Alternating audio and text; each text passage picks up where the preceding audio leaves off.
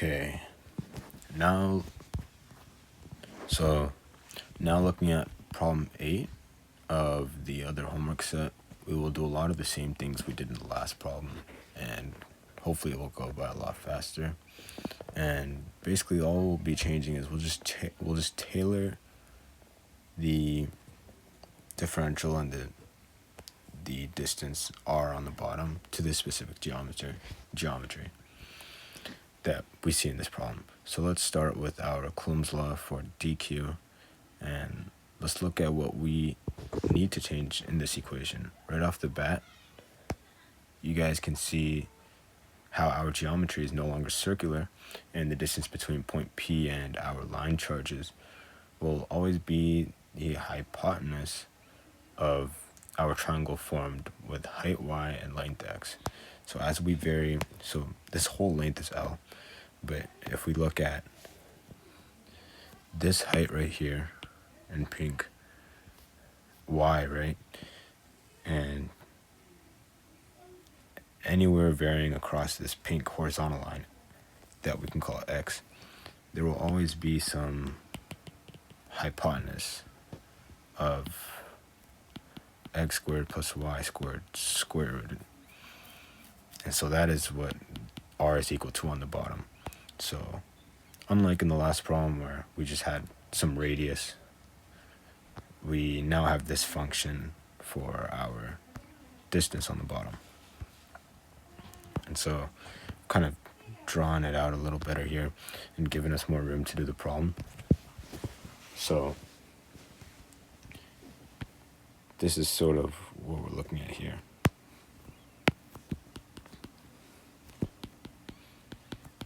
And I'll rewrite our equation.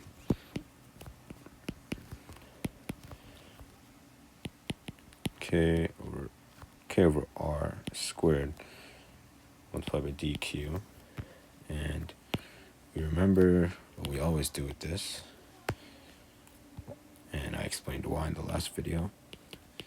So x is equal to k over r squared dq, and I'll substitute that r value, this one, in just a minute, but we're going to be making quite a bit of substitutions here. And dE sub y is equal to k over r squared dq sine of theta.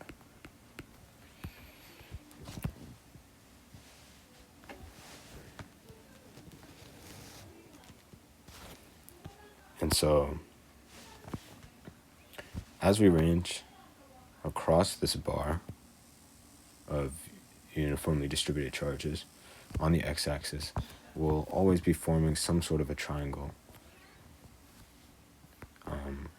with a changing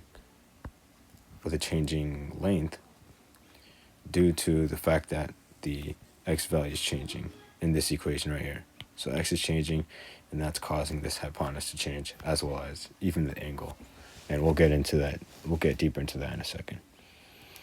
And then again, we have to use our charge density equations. So we have to change this dq into lambda times dl, just like we did last time.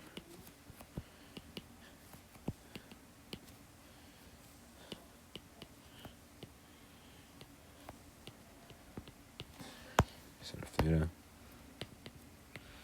And so what I'll actually do here is I'll focus more on the y component. You'll see why later.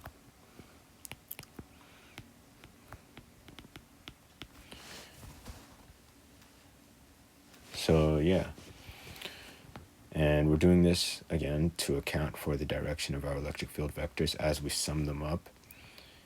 And some students are confused for this problem when I told them that we have to do this, because in the problem, if we look at it, it says that we're solving for the magnitude of the electric field. And so what I have to say is the magnitude of the net electric field will still depend on the net electric field vector, which we cannot find until we fully integrate using vector components. So if we do not do this step first, then we will not be finding the magnitude of the net electric field, which is what we want from this bar, as we range across the x-axis. We will be treating each vector as the same value in magnitude and direction, and we'll get a completely different answer. And you'll see what I mean in just a second when we solve for the x component. So now we have our two component equations right now. So from here, we have one more substitution that we have to make, and it's pertaining to the thetas that are in both of these equations. So as you remember in the last problem, we had to make substitutions in our equation to integrate with respect to theta. We did everything we could in that problem to make that possible because of our circular symmetry, which made the integral easy to solve. However, for this problem, we are no longer ranging across some changing theta. Theta is changing as, this triangle is changing. That's true, but it's not the same case as we had in the last problem. So what's actually changing in this problem is our x length. So our length here, we are, as we're summing it, we're extending it. There's some positive charge here. That forms this triangle. Some positive charge here. That forms this triangle. And we keep doing that for each charge. And we're changing in length as we move across x. And so somehow we have to make this integral into 1 in terms of x, which means the thetas have to go, because they are changing, but we don't want that to be our differential element. We want to integrate with respect to x, because that is our explicit variable, which I'll explain in a second. So with a little bit of geometry, we can see this is our angle theta. So over here, we want to get rid of sine of theta. And we know that sine of theta is equal to opposite over hypotenuse. And so our opposite variable here is equal to x, right? This is our opposite over our hypotenuse, which is r, x squared plus y squared rooted. And so now after substituting everything into this equation, including our r value from here, what we have is we have k on top, lambda dl, and all of this is multiplied by x over x squared plus y squared to the 3/2, because we have r squared on the bottom, which is this right here, and then we substitute this in for sine of theta, and so we have 3 square rooted, we have 3 r's on the bottom essentially. So that's what's going on over there. And so this idea is very important for charge distribution problems where I will be integrating. So now we're going to talk a little more about why we used that substitution for theta.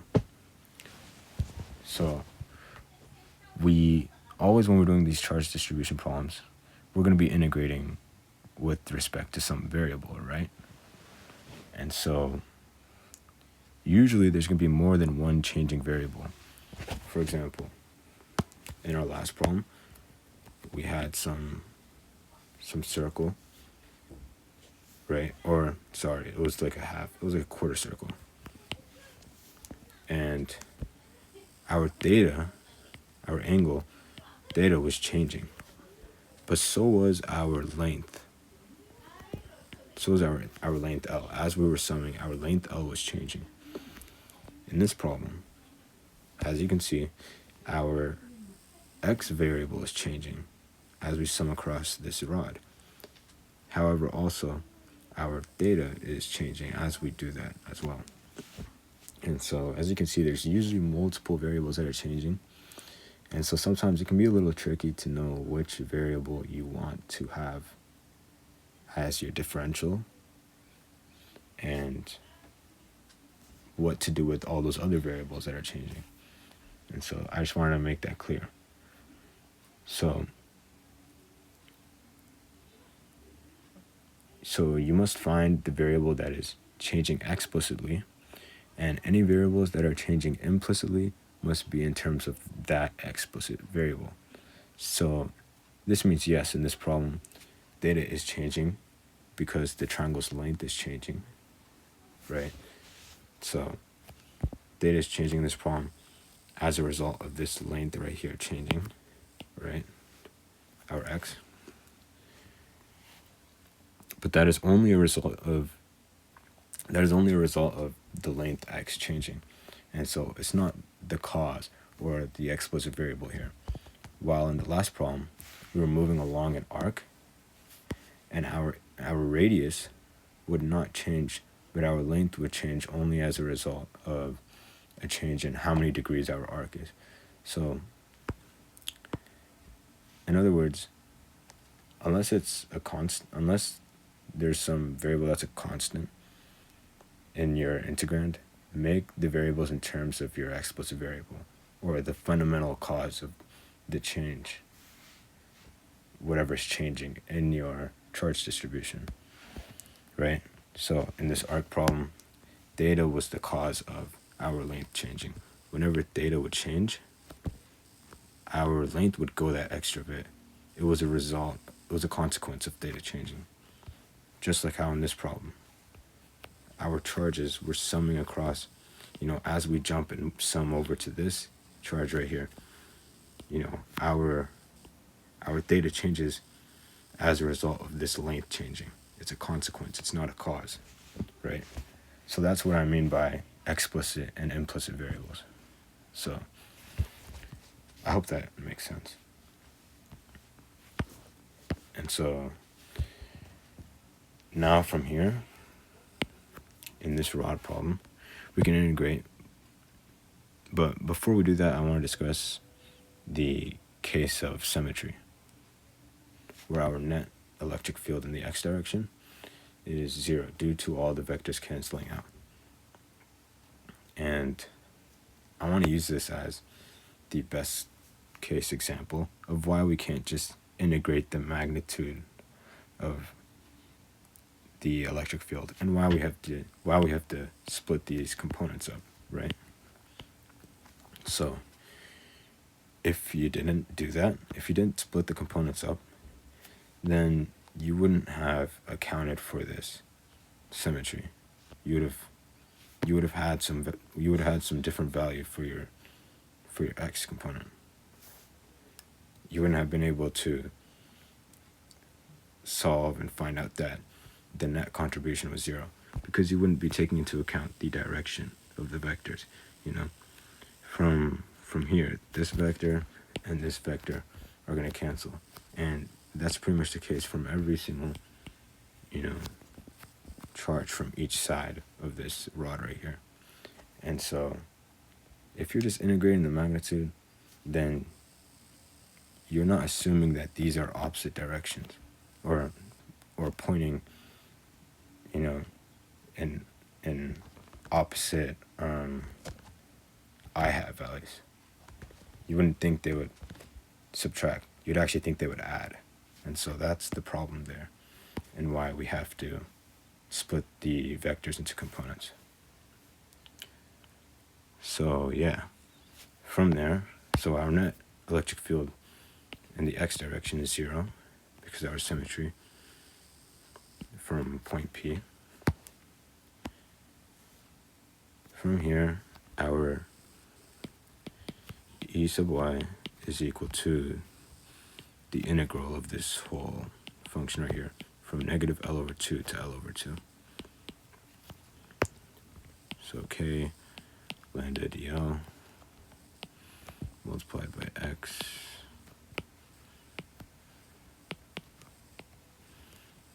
over x squared plus y squared to 3 roots, 3 halves.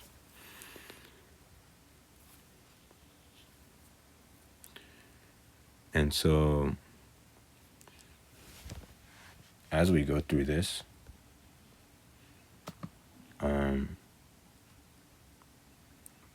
you would pretty much do exactly the same as you would. So this dl, by the way, is dx, right? Lx, yeah, it's pretty much the same thing. And yeah, you'd use integration to solve and go through this. I'm not sure if I'm gonna go through the whole thing. There's still a couple of things that I have to talk about conceptually.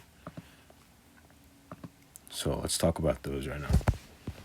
So some students were asking, what if instead of doing the integration from point P, what if you were like somewhere all the way out here in red, maybe this was your point P, and you no longer had this, I guess, like symmetry. And so in this case, you would no longer have that symmetry in the x direction, and you would have to compute each component individually along with a different r value. So this triangle right here would no longer hold up, right? Because you have this triangle that you're forming now all the way across this whole entire rod. And so yeah, your new r value would be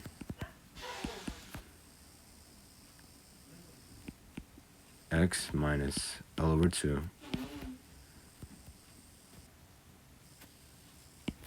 and you square that plus y squared, all square rooted.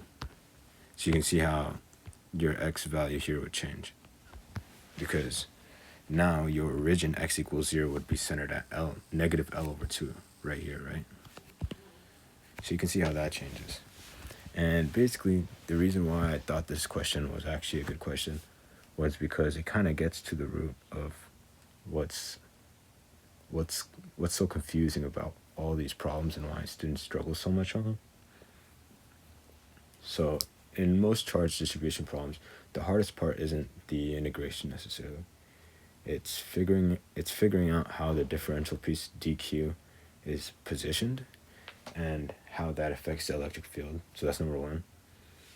The electric field depends on both magnitude and direction, and both can change as we move along the object. So the key is to identify what variable describes the position along the charge distribution. Then after that, rewrite every changing quantity, whether it's distance, the angle,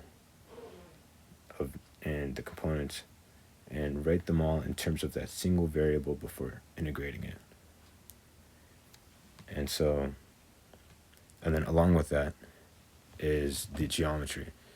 So rarely ever do students struggle in honestly all of chapter 5, and yeah, I'd say just chapter 5, 5-1, 5-2, in your Coulomb's law, K Q1 Q2 over R squared, or E is equal to KQ over R.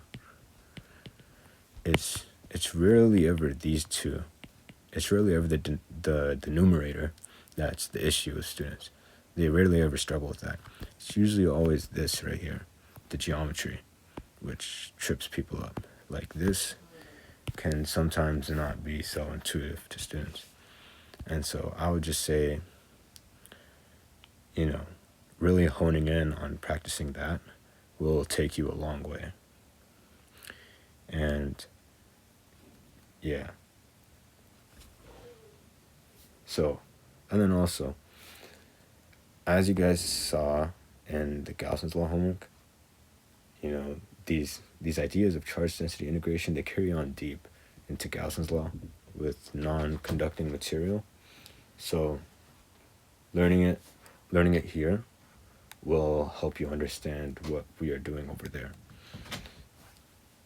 So yeah, if if you are struggling with chapter 5 with discrete charges, you can just message on the Discord or anything like that, and I can make a video on that. And 80% of the time, it's usually this right here that students are struggling on. It's usually some sort of geometry issue. And, these problems can get pretty hefty on that. So, yeah. And sorry about the messy handwriting, but I'm not on the table right now, so yeah, it's not being done so efficiently, so sorry about that, but good luck with your studies, and yeah, good luck with the exam.